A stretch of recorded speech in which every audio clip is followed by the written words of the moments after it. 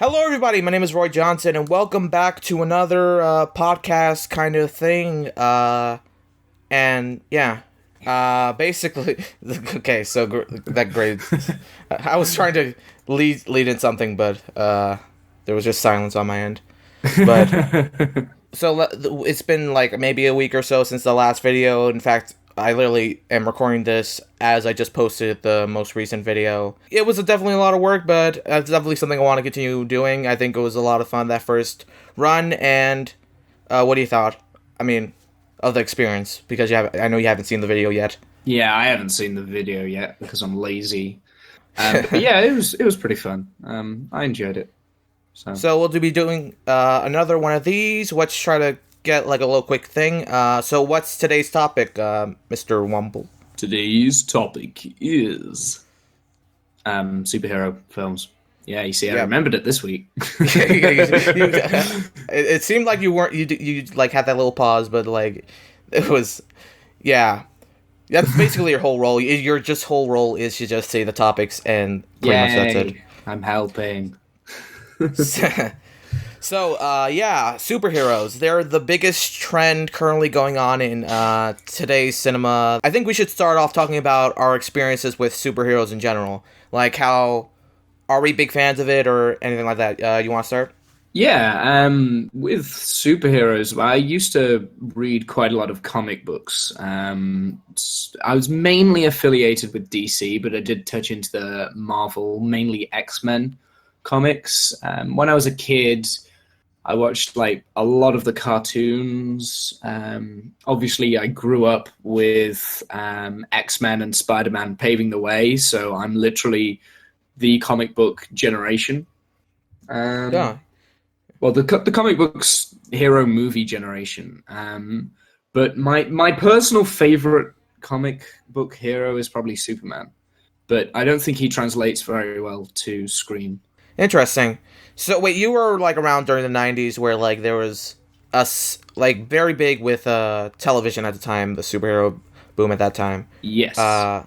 Because that was when X-Men, Spider-Man, Batman the Animated Series, all that stuff came about. Well, yeah, I never watched the Batman animated series. I've now watched them all in my adult life. It's really good. I watched X-Men, and then there was also X-Men Evolutions, which was really, really good. Oh, that was something from early childhood. That was something I watched. Yeah. Haven't seen that in a while though. I also watched a lot of the Spider-Mans. So on the TV shows, it was mainly Marvel Comics. But as I got into comic books, I went the route of DC, mainly because of Batman for a start. When Batman Begins came out, I was really interested in Batman. I was just like, you know what, I really want to read some more of this character. And then, when I was a kid, I used to watch a lot of Superman. Superman was my kind of thing. Christopher Reeves is always going to be the Superman. So then I moved from Batman comics to Superman comics, and then I was like fully into like the DC experience. So yeah, that's pretty much my background. Yeah, so for me, definitely my childhood was run a lot by superheroes. Growing up, I watched a lot of kind of earlier like stuff. I'm a younger generation than you, but I was definitely affiliated with Batman the Animated Series. Spider-Man, the 90s Spider-Man especially. I became a big fan of Batman and Spider-Man during my early childhood, especially when those movies ended up coming out. I was one of those kids that really loved Batman Forever, because it was like the perfect like kids movie for me. And yeah, I'm not much of a comics person myself. I'm very much into the TV and film aspects of superheroes, but I am really into the lore of superheroes. Just haven't gotten the chance to get into the comics, but yeah, I'm a huge Marvel DC fan. But my favorite superheroes are definitely Batman, Spider-Man, and Deadpool. So yeah. Yeah, he's a bit recent, but my but favorite definitely. comic book heroes in the comics would have to definitely be Deadpool. Deadpool just brings a whole new level to the comic book genre. I think Batman is pretty good. Well, in fact, he's brilliant in the comics, but Deadpool, there's just a whole nother level of him talking to the reader and him being aware of the reader. And I think when they released Deadpool, the film, that stayed so true to... Yeah, I absolutely love Deadpool. I love the film. I know you said it was like I know you mentioned at one point during a stream thingy that you would say it's a 7 out of 10. Yes. And I can understand that. Me, personal bias aside, I really love the film. I probably have more of a bias towards it, but definitely, I was one of those people who like really liked Ryan Reynolds in X-Men Origins. You know, before he became really like they fucked up the character. Before we will not mention anything about that. But the basically, with a mouth without a mouth. Exactly, that was awful.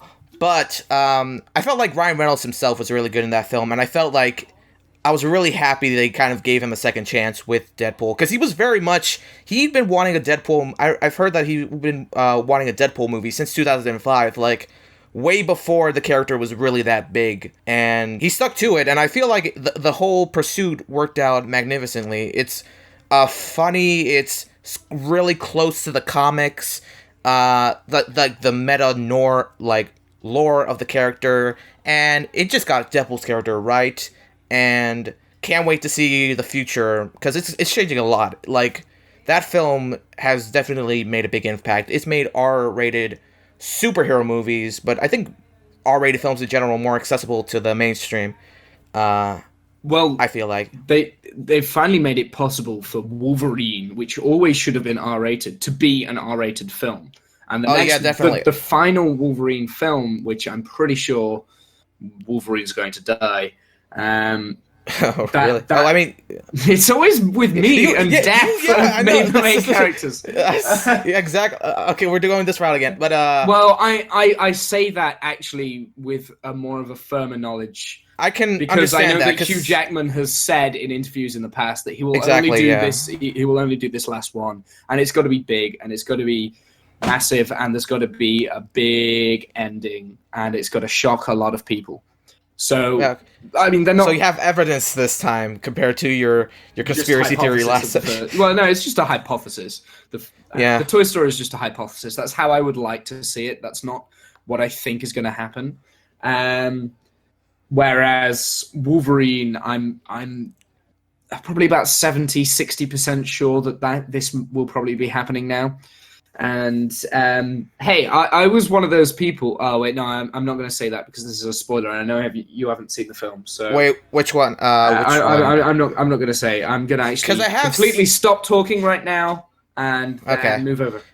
I was just talking a bit because I have seen X-Men Apocalypse, and spoilers, but kind of not a spoiler. Wolverine does have a cameo in the film, and I'm not going to say too much about that. But I felt his cameo kind of showed what the Wolverine 3 or whatever the fuck it's going to be film is going to be like. I've heard it's going to be based on the Old Man Logan storyline, but also not sure. I've also heard they're going to cast Sabretooth from X-Men Origins Wolverines in that film, which I don't think is that bad of a choice. He was good in the film. It's just the film was absolute crap. The whole film was absolute crap, but it's the only time when they've accurately portrayed both Wolverine and Deadpool's one weakness to death, and that is being shot in the head and losing all your memories. Because effectively what the brain is, it's a load of electronic signals. Electronic. I know what I mean, okay? I'm going to get totally misquoted here. This is going to go down so well. Science with Mr. Womble. But anyway, it's a load of impulses and signals in the brain. It's not actual muscle. So you can regrow the muscle, but you can't regrow those electric impulses in the brain, the memory. So if you shoot someone in the back of the head, that you're pretty much killing that person. Sure, Deadpool or Wolverine will grow back from that one cell, that one little fingernail, which he has done in the comics before. That's Wolverine. Yeah. In reality and in the real world, you wouldn't be able to actually regrow as the person you were before. And the Wolverine, X-Men Wolverine Origins, That's the only time that I've ever seen this actually addressed, because he gets shot in the head with an adamantium bullet. That's true. Yeah, I've seen what was it? Like Matt Pat, he's done a movie theory. He basically kind of went over that with Deadpool's weakness, where you basically, if you can lobotomize Deadpool, then bye bye Deadpool, because like he's still there. He's just like his brain is basically dead though. Yeah. Just going quickly a little bit back to Sabretooth. I remember Sabretooth from the first X-Men film, and I don't know. It was a completely they're completely different characters. Basically. I've heard there was actually a comic that kind of explained why X-Men Origins like became X-Men for some reason. I don't know. It's a stupid reason, but it's like they had the Toad in the film too, which I thought was. I think they should bring him back. I don't know why. I think they killed him. I don't know. I don't know. I like the Toad in that. At this point in the X-Men universe, I think they can pretty much bring any character back, because they've kind of warped it so much. Like Blob's been in it a number of times in cameo appearances. Jubilee's been in it a number of times in cameo appearances. And Gambit's been in it a number of times with cameo appearances. It's got very convoluted. The whole story timeline, I have no idea where things stand now. Like, I don't know. The timeline is just, X-Men's timeline at this point is just all kinds of fucked up. I think they can just basically do anything, and it's gonna confuse all the people trying to piece everything together. Yes. But they're gonna fucking do it. Well, now I think they're gonna do one more X-Men film with the old cast, which I'm really looking forward. That's probably what I'm more looking forward to, because I love Patrick Stewart. Seeing him come back as Xavier is fucking awesome. Ian McKellen as the Magneto. To be fair to Fassbender. Yeah, Fassbender. Like Fassbender is his name. Like, he is fantastic in Apocalypse and fantastic in Days of Future Past. But McKellen is like, it's still not Ian McKellen. No, yeah, but talking a bit more about X-Men before we change the subject. What am I trying to say? Gambit. There was like rumors about Channing Tatum playing Gambit, which I don't know, because frankly, the last guy who played him was, I think he got like the character and all that stuff down. Again, X-Men Origins just sucks as a movie, but I felt like they could totally bring Gambit back like they did with Deadpool. Well, the last I heard about the Gambit film, I think the release date had been pulled, so I'm not sure if that's still a thing anymore. Yeah, I'm pretty sure it's not anymore, but I feel like if they do bring Gambit back in any of the movies or anything like that, they should bring the guy who played him. I forgot his name from X-Men Origins, and not Channing Tatum. Don't bring Channing Tatum into that. I mean, he's probably a decent actor, but like, he's not Gambit. He's not Gambit. Also, they should bring back Alan Cumming as Nightcrawler. I mean, the guy who played him in Apocalypse was good, but I felt like, but Alan Cumming was really good. I actually was really disappointed in the Nightcrawler of Apocalypse. I thought it was kind of a cheap way of putting him in. I think they only put Nightcrawler in because they wanted a familiar face. They didn't want to go into some of the many other mutants they've got. I mean, Nightcrawler was kind of underrepresented in X2. I would have liked to have seen him further on down the line, but they never did. So they brought him back as a young one, and I think the whole young cast didn't do very well, in my opinion, in that. Like, Sansa Stark was awful. She was horrible as Jean Grey. Yeah. Like, Jean Grey is probably one of the best characters in the whole of the X-Men. Like, she's literally God, and she kind of butchered that role. I felt like Alan Cumming just really got into the role so much that I didn't even know it was Alan Cumming as Nightcrawler. Like, as soon as years down the line when I found out he did that, I was like, really? Because, like, he's almost unrecognizable, honestly, as the character. Yes, he is. He does a really, really good job. And it is another example of a British actor doing a German accent. I think that's good enough for X-Men. I think we've X'd ourselves out of X-Men. Sticking with Marvel, I don't know what you thought Yeah. about where the MCU's going. Oh, that's definitely something we need to talk about because everything's been set up. They said like from 20, I don't know, 2020, I don't know, whenever, like they have films planned out for that point. I feel like 2020 was the last time I heard. Yeah, That yeah, was a while ago. but I feel like they're going at even more after that. But I feel like they said like I feel like for me, Infinity War should be where they end everything off, because like that's when they're gonna face Thanos. That's when all this crazy intergalactic. They're gonna go to space. I think they're gonna face Thanos, and I feel like that's because it's been set up since Avengers that he's the big doomy guy that they're gonna have to face, and I don't know if they're even gonna try to continue it after that. I'm not really sure what they're gonna plan on doing. Well, this year they've got Doctor Strange coming out, and then Yeah, pretty much immediately after that, in next year, I think it's Spider-Man: Homecoming that's coming out, which I'm really yeah. looking forward to because Oh, like, absolutely. they've nailed Spider-Man Yeah. in So, Civil War. in Civil War, he was absolutely amazing. I'm not the biggest fan of Amazing Spider-Man or anything like that. So, like, seeing him in this film just felt like this was the Spider-Man that I don't think even the Raimi films kind of got right. I feel like this is the closest to Spider-Man, who he is. He's basically a little kid who won't shut the fuck up, but he's also really badass at the same time. So, Yeah, this yeah. is definitely the best movie representation of Spider-Man literally ever. I thought the Amazing Spider-Man 2 was kind of close with Spider-Man, but they didn't get Peter Parker at all. No. But this is like probably the best Spider-Man we've seen on screen. Not only Spider-Man, but Peter Parker. He's the right age. He looks right. His costume's fantastic. He has the right sort of voice. He's got all the quippy lines. Everything is perfect for Spider-Man.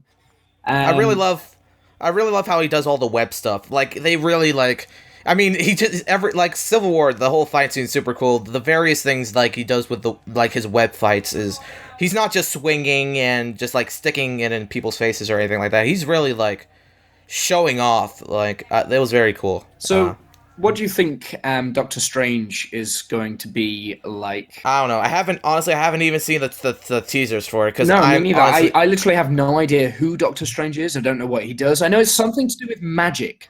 I'm very yes, interested. Doctor Strange is like one of those superheroes who I have mostly no shit about.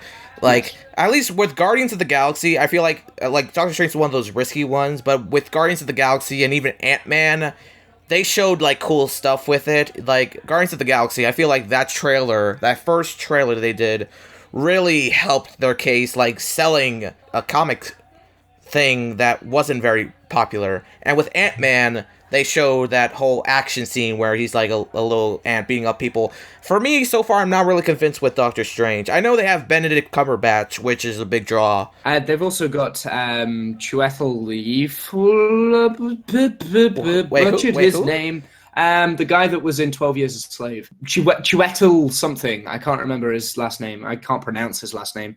He was also in The Martian as well. He's very good. He's got a very good range that he can do. And I think that he will probably bring the comedy, which kind of sounds weird. It's also got Rachel McAdams in it as well, which is kind of interesting. They also have who's the lady Tilda Swinton? She's being the Celtic monk, Yes. which is That's brought some controversy because apparently that role was originally played by a Tibetan monk, a male Tibetan monk, and that's gotten a bunch of like we're not gonna discuss that because I don't really. I'm kind of interested to see where Benedict Cumberbatch goes with this role because I mean has he got an Oscar? Yeah, I feel like he's got. I don't think so. He's definitely got a British he's Oscar. Definitely got a nomination. I don't know if he actually won the Oscar. I don't think he has. I don't even know if he's gotten a nomination. I don't think so. Because hold on a second, I'm gonna have to search this. But Google. But yeah. Either way, he's a very good. Here we go. Numerous awards and nominations for acting, best actor. The Intimidation Game. He earned the Academy. The Intimidation Game. It was nomination. for the Intimidation game. It was Imitation Game, not the Intimidation Game. Imitation game. No. Yes, yeah. I can't read. All right, I can't read. I knew what it was. I knew what I meant. The Intimidation game. Okay, there we go. No, it's fine. Yeah. Yeah, I knew he had a nomination, but he didn't win it that year. I don't know. Yeah. Who did. Yeah. No, now I remember that. But so what are you trying to say with like his like direction after Doctor Strange? Are you think he's gonna go like blockbusters, or you think he's gonna try to win an Oscar? Basically. Well, I think he's going to stick with the Marvel universe for a while. Well, definitely. That's at the moment, the way that Benedict Cumberbatch is going, he's in everything. Seriously, I mean, he was in Star Trek. No. That's still open as well. He could still come back in Star Trek. He was in The Hobbit. Yeah, Hobbit, Sherlock. He's basically every single geek icon ever. Yeah, like he's kind of all over the place at the moment, and he does a lot of really cool and interesting stuff, and he is a fantastic actor because every single role is different, and you don't necessarily realize it's Benedict Cumberbatch until you're like halfway through the film. We'll see what happens with Doctor Strange. Honestly, I'm not really sure if that film is going to be that good, or because we've also got Guardians 2. That's another thing. I'm looking forward to that one because the Guardians. I really liked Guardians of the Galaxy. Me too. I thought I wasn't expecting much from Guardians of the Galaxy at all. In fact, I thought it was going to be terrible. And then I saw it and I was like, oh, okay, this is awesome. We've also got, so we've said Spider-Man. Thor 2, that's coming out. Black Panther, that's another one. The Avengers Infinity War, there's going to be 2 of those films. Yeah, I've heard they're going to make it a humans film. I'm not sure how that's going to go. I think that got put on hold. They're going to make it a Phase 4, I think, if they're even going to do a Phase 4. Yes, that got put on hold because Spider-Man was sold to Marvel. Yeah, so Spider-Man came in instead of the Inhumans. Yeah. I'm pretty sure that they're going to do an Ant-Man 2 as well at some point. Oh, yeah, Ant-Man and Wasp is what they're going to be. I'm interested in that because I like the Wasp character. I actually know the Wasp more than I know Ant-Man from the comics. So, because the Wasp was an Avenger, so was Ant-Man as well. But I remember the Wasp more than I remember Ant-Man. Oh, interesting. Okay, so we'll see what happens with all that stuff. The point being, they have so many films planned out. We're gonna see how long Marvel is gonna keep up the momentum. Because frankly, already it's like the end of Phase 2. Going on to Phase 3, and they are losing their steam after Avengers 2 kind of disappointed a lot of people, and I think they've made up for it though with Civil War. I mean, Civil War is maybe Avengers 2, or in fact, it can be Avengers 3. That film could be the Avengers, and anything with Chris Evans in at the moment, I love.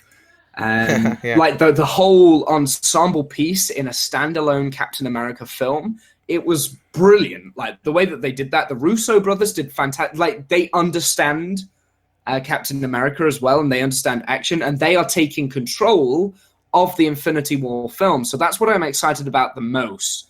But do you think by the time they get to like Avengers Infinity War, are they still going to be able to keep it up? Because they've done 2 films so far with Marvel. The Russo brothers have, and The first one was Winter Soldier, and that was brilliant. And then I think they've upped the game in Civil War, and I think that they'll that was just their show reel to say, "Hey, we can do an Avengers film. Look at us." Okay, I can see that. And they did it, and they've done it well.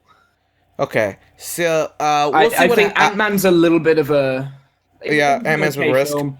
The Avengers 2 isn't actually that bad if you watch it a number of times. Like, it's not that bad. It's just that it's got a lot to live up to with the first Avengers film. And definitely, yeah. And I think there was a lot of studio input that kind of, there's too much setup. So there's too many things that they're trying to set up. Like, Ragnarok was being set up, and Civil War was being set up.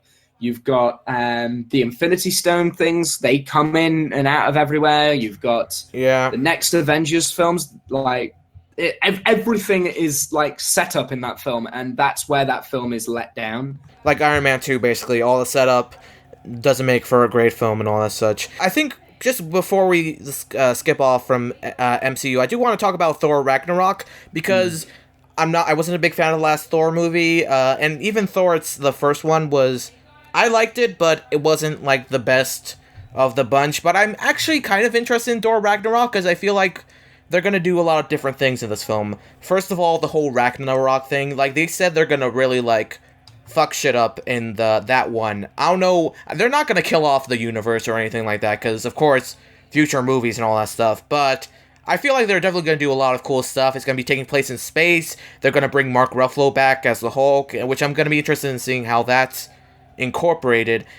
I'm kind of interested in that one as compared to I'm the looking other forward Thors. more to it because the Hulk is in it with Mark Yeah. Ruffalo. And We're never gonna see apparently it's another supposed Hulk. to be like a buddy cop film in space. Really? It's also got Hiddleston in it. He is like Loki is the he's the only best good villain. in the MCU. He's coming back, and he's going to be the villain. First of all, they're never gonna make another Incredible Hulk movie because rights and all that stuff. So any film with Mark Ruffalo returning as Hulk, I'm looking forward to, because he's a really good Hulk. I think even more so than Norton. Oh yes, yeah, definitely. He also plays the game a lot better than Norton did. Like Norton was not very good, like with like the press conferences and stuff. Norton could not do that, and that's ultimately why he lost his job with Universal. But yeah, let's move on from Marvel because we've been talking about that. Yeah, let's go on the other side of the boat and talk about the DC extended universe, which is doing amazing right now. Yes, it has two films, and it's worse. The worse you go through the films, the worse they are. Basically, the more films. DC. It's really sad to see how everything is going wrong. They've got wrong the most with iconic characters, and they're just messing it up left, right, and center. They fucked up Superman. I feel that Affleck is a really good Batman, and I think it looked really nice, but they he fucked doesn't up his have character. a good story motivation, and he's killing people, and they never played onto that. It's just everything with the DC universe is very depressing, especially as a DC fan. It's just like definitely, yeah. They fucked up Lex Luthor. They fucked up Doomsday. They fucked up. Wonder Woman is barely in the film, so she doesn't really. I actually really liked Wonder Woman in that film. I thought the two casts that I did like was Wonder Woman and Batman. The reason why I liked Wonder Woman was because she was hardly seen, and it felt like a little bit of a setup, like she was just a little in there, a little bit, and that felt nice. It was nice to have that little cameo. The whole film was just a mess, though, in general, and I can go on and rant for ages about why this film is bad, but all I'm going to put it down to is that they're trying to set up and they're trying to catch up. It's not working. Exactly. No, they're doing what Marvel's doing when they try to set up stuff, except even worse, because Marvel's been they've made films. They haven't just been making set up. And, I think DC's made one movie, air quotes, with Man of Steel, but that wasn't that great. So when they do set up now, it's just, you're going off a film that's not even that well-liked. And I feel like their plans in general, the next film's gonna be Suicide Squad, which, I'm not saying it can't be a bad film, but it's a weird direction after you just... And everything's just it's a mess. That was a massive spoiler, but I'll cut it out. But I'll cut that out. From the trailers, Suicide Squad does look like it's going to be good, and I'm really hoping that it is good at this point, because all the bets now for the DC universe, I think, are on Suicide Squad. If that doesn't do well and that doesn't make money, then I don't think they're going to carry on with it, and that will be a shame, because Ben Affleck to direct a Batman solo movie. I really want to see that. Yeah. I want to see that so bad. Because I want him to take over as pretty much the main not Zack Snyder director. Yeah, get rid of Zack Snyder, because he's done two bad films now. Well, no. Yeah. The Man of Steel wasn't bad. It just wasn't good. And that was its problem. And then Batman v Superman was bad. And that was bad. Pretty much everything about that, apart from visual. It's a mess, everything about it. I think one of their biggest mistake is not incorporating anything from Arrow or Flash, because those are properties that DC owns that are really fan-liked. And I feel like... Yeah, it's very complicated. It's actually different studios that do the TV shows. So it's CBS, I think. So they would need licensing from CBS to use those. But I feel like that they could totally do that. They could totally incorporate that, and I feel like it would be kind of weird. But I mean, Marvel's doing TV shows with their movies and all that stuff. But I feel like that's a better bet than trying to recast like Flash when you already have like. I feel like it would have been easier to use those vehicles to help set up your thing than trying to like sort of lead them to the wayside, even though they have much more popularity with fans and with people than your films are currently. They also have a Supergirl TV show as well. Oh yeah, definitely. Yeah. And I think Flash, Barry Allen from Flash has actually cameoed in that show. So they're doing, the TV shows are doing their own extended universe. DC, like, I don't know. Do I want to see it fail, or do I... Because I feel like they're starting off really on the wrong foot here. But at the same time, I kind of don't want them to fail, because I feel like if they fuck this up, they might... I don't know. Well, this was the first time Batman and Superman were in a film together, and it was a massive thing for me, because I love both of these characters. Oh, no, definitely. And I was so pumped for it, and they let me down, and I don't know if I can forgive them for that, to be honest. I don't think there's any way out of here. I don't want them to butcher the Justice League, because there's so many great characters. No. Like, and I know Green Lantern has been butchered already, but like the Flash, even Aquaman, he's a pretty cool character in the comics. And I already look at this and it looks horrible. They've got Cyborg, and the cameos for Cyborg and Aquaman were just horrible. It was genuinely awful. Yeah, they didn't need to be in the film. They didn't need to be in the film for that. Well, even if they wanted to put the cameos in there, don't put them in an email. Like, that's the worst way to do it. I could have came up with that. Oh god, yeah. My 5-year-old cousin comes up with like that sort of bullshit writing. It's just not. You don't do that. It's horrible. That was worse. So let's talk about our favorite and least favorite superhero movies, because they've run the gambit. They've run the gambit in terms of quality. You've got the amazing. You've got the incredibly crappy.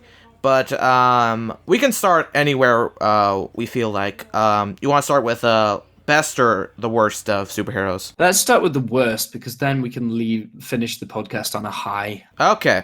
So let's start with the worst. I'll start with I feel like one of the most boring superhero movies ever made.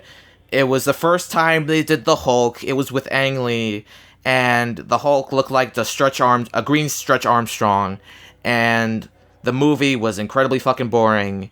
And I remember watching it as a kid and finding it so dull, and it's also really stupid at the same time. Hulk, 2003, I think. The Ang Lee version, 2003. Yeah, I haven't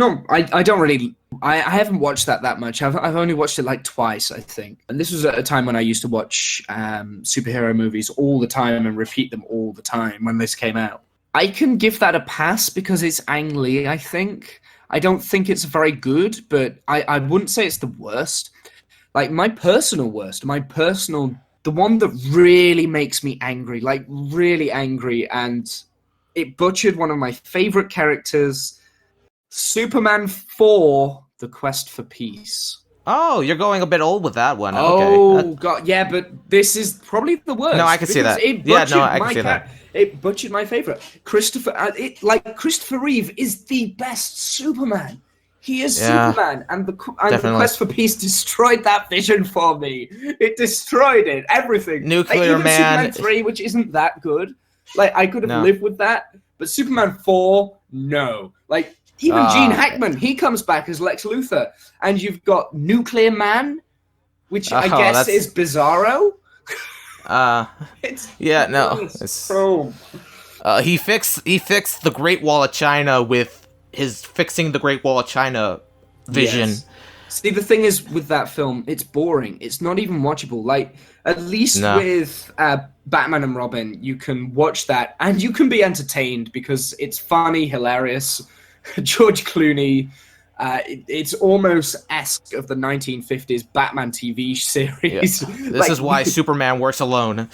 Yes. Like the bat nipples, that sort of thing is just like, wow, this is geniusly terrible. I mean, Superman's basically just solving the nuclear arms crisis, Well, and you made it. Well, it's stupid. It's a really stupid yeah, idea, it is. but The whole concept's stupid. I mean, he brings about world peace, and then a nuclear man comes quickly. along and threatens that. That's literally the whole film. And it's Yeah. a clone of Superman that looks nothing like Superman and has a mullet. So yeah, that's awful. I wouldn't say Hulk's like my least favorite. It might be the most boring one for me, but I don't know. There's one that we haven't mentioned. We've mentioned Batman and Robin also, and it's definitely awful. But Catwoman, if you can count that as a superhero movie, which I get. Yeah, remember that one? That's horrible. Oh, I've seen that once, and I barely got through that watching. Yo, that was. It's so bad. It's so unmemorable. I can't really think of anything to say about it. Just the fact that it's not very good. I mean, it's very like. First of all, it's like they're trying to make a girl power movie, so the villain is a makeup CEO who's making like really bad makeup that's causing like skin infections. That's your big villain of your piece. Amazing. Oh fuck. And then Catwoman. I completely forgot about that. Jesus Christ. It's very awful. And then like Halle Berry's not even like Selena Kyle or anything like that. She's just like a Catwoman that got saved by the cats like Batman Returns, but even stupider than that. They just took Catwoman's origin from Batman Returns and just which made no sense. Which made no sense to begin with. Like I know, he got licked. I know it did. But I mean, at least with it being Tim Burton, it was weird and creepy, and you kind of liked it because it's kind of Tim Burton, and it was all right. I mean, it's not too bad. But it makes what? It's even worse here. We can stop talking about that. There's so many things wrong with that. Yeah, should we move on to our favorite? We'll go to our favorites. Yeah, let's go to our favorites. You can start. Well, no, you start. You started the last one, so. Fine. Okay. There are so many good ones though, in contrast to the really bad ones, which we could have spent this entire podcast talking about because there's a lot of them. I think. Pick your one favorite that you. So if you could only watch one superhero film for the rest of your life, and this was the only thing you could watch, which one would it be? It's tough. I'm going with a recent one, and this is for plenty of reasons, which I'll go into. For me, that would have to be Guardians of the Galaxy, I think. Which is weird. I'm not the biggest fan of Guardians of the Galaxy as a comics. Like, I don't know that much from it, but I felt the film is really good. For me, I was really hyped by that first trailer, because I thought they really hit a home run with that trailer. It was funny. It made me very interested in seeing these characters together. James Gunn does a really good job with the comedy in the film. I thought it was funnier than the Avengers, which had like good funny moments, but it worked even more because it was more comedy based. And then you have the action, which I think was really good. The characters I like the characters. I like all the characters together.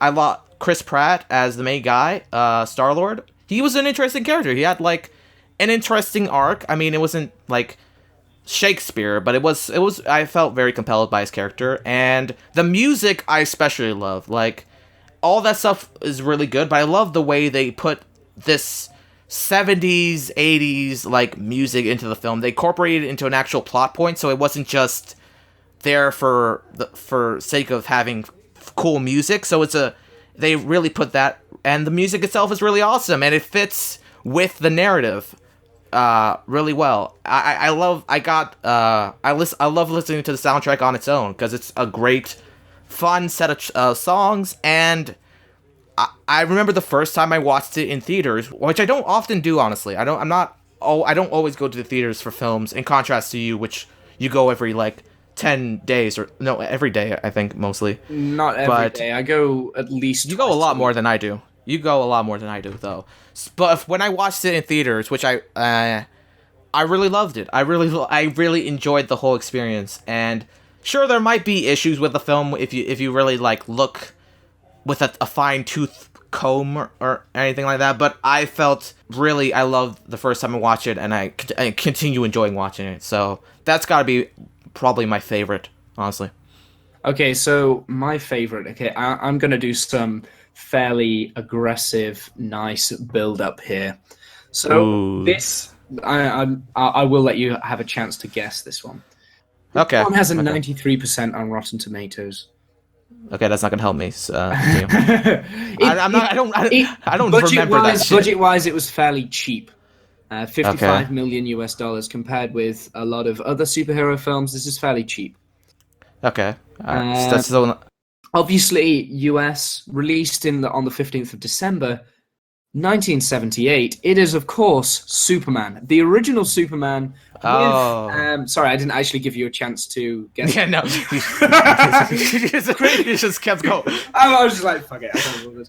Christopher Reeve is my perfect Superman. I've already said that The Quest for Peace is the most disappointing. Well, I think Superman, the original, is the best superhero film. I don't think... Like, yes, it's goofy, it's fun, it's brilliant. There are comedy moments in there. There's a genuine hero that you believe in and that you care for and that you can understand his motivations. He is determined. He has a fantastic villain, which I don't think your film has. Your film has a pretty rubbish villain in Ronan. Okay. Lex Luthor is intimidating, manipulative, and clever. Lex Luthor, Gene Hackman's Lex Luthor, and Christopher Reeve's Superman, they work so well on screen. The standoff. And yes, it is cheesy, and there are moments in it which you're just like, what? This is stupid. But I mean, it's 1978. Richard Donner's cut is just beautiful. And his cut for the second film is fantastic. Like, it's so much better than Superman 2 was. So yeah, that's my favorite. I fucking love this film. I watch this religiously every year. I love it. Okay, yeah, Superman's... I remember watching it for the first time. I loved the first, like, opening parts of it. I think the origin part is, like, I think the best part. I love Krypton. It looks really cool. The atmosphere in that beginning. And then you see Superman kind of growing up and then becoming Superman. I felt that was really awesome. Yeah. I love that.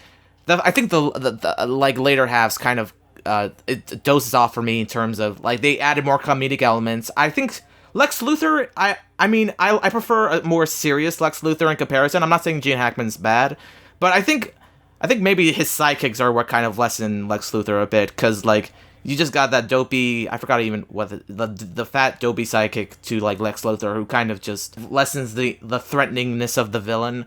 And then you do have those ridiculous moments, like the famous spins around the world to stop time thing. That's, yeah. Then you just got the silly moments in there with like that scene where like that black guy is like, go like as Superman flies, he's like, damn Superman, or something like that. I don't even know what that scene was. But yeah, I think Superman is a really amazing film. I think it's the film that helped like bring superheroes. It helped bring superheroes to a serious status.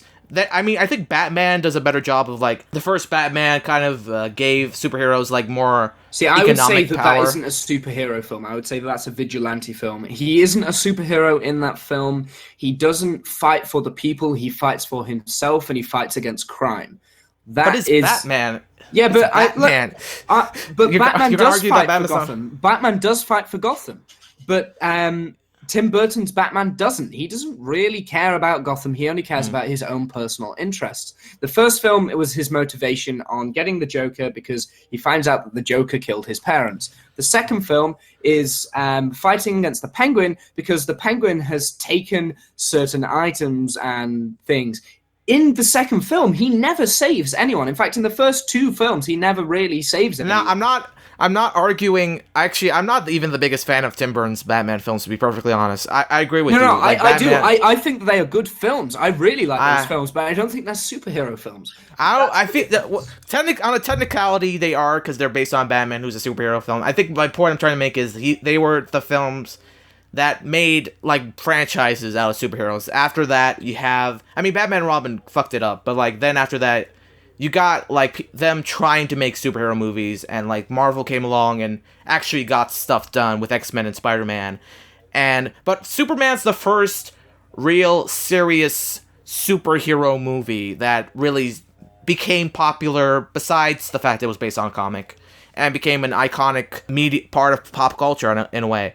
You want to talk about Batman? Because Batman's excluding Batflick and all that stuff from Zack Snyder, we could talk about that, because I think we already have like different opinions on the Tim Burton films. I love I love the first two Tim Burton films, but I don't think they're superhero films.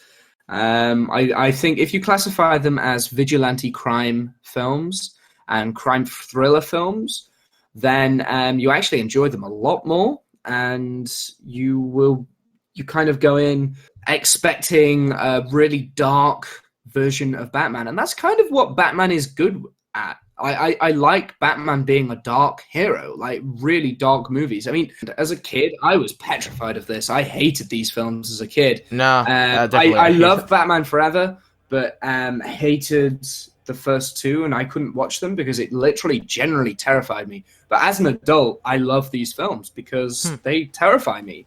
Like that's a good thing, you know? For me, you know, I mean, you can make the argument for like changing like the whole genre, but for me, I think these films kind of, like, if you don't view it as a Batman film, I think it's all right. But it is a Batman film. There's no getting around the fact that this is supposed to be Batman. This is supposed to be the vigilante who doesn't kill. That's the main thing. He doesn't kill people. And of course, there's... Pretty sure he kills people in Batman and Batman Returns. Pretty sure he does. If you watch the film, it's like, oh yeah, he's just murdered that. He turns around and kills a clown by burning him alive and such. And yeah, like, exactly. All that. Nah, he's killed a lot of people. That's why I like Batman Forever more than the Tim Burton films, at least Forever. Like Batman Robin, no, that's like really shitty. No, you see, I can't stand Batman Forever now. I can't stand Batman Forever, and I can't stand Batman and Robin. Like they're both like horrible, cringeworthy films. I can sit and watch them because they're hilarious at the same time, and they are pretty much like humorous to watch. But they're not good Batman films. They're more spooky okay. films. I'm gonna argue a bit, but I'm not gonna deny the fact they're cheesy, they're ridiculous, and most of the time their humor's stupid. Although I do think it's kind of funny, but I feel like there are decent amount of serious moments, not too serious, but like the fact is that there was an actual arc for me with Batman in this film, with the whole Robin element, because he's basically teaching Robin not to kill, and there is this scene where he explains like how he went on this like revenge quest and killed a lot of people, which is basically what he did in the first two films, and how he realized he became much more of a monster, and that's why he's trying to prevent like Dick Grayson from killing a Two-Face. That's like the closest connection to the previous films. Personally, I think that's, at least for that moment, they got Batman's character better than they did with Tim Burton. It's still silly, it's still stupid, and I mean, I like Jim Carrey but it's because he's Jim Carrey, not because he's a good Riddler. Well, that's the thing. Jim Carrey's Jim Carrey in that film. Tommy Lee Jones is Tommy Lee Jones. And Tommy Lee Jones is shitty, but like, yeah. Well, in that film, you have a really bad Two-Face, you have a bad Riddler, and you have Robin. Like, those are three elements of movies that I don't really want. I think Two-Face could have been really well. Like, Lando Calrissian was the first Harvey Dent in Batman, in the first Batman, I think. It was either the first Batman or the Batman Returns. I can't remember.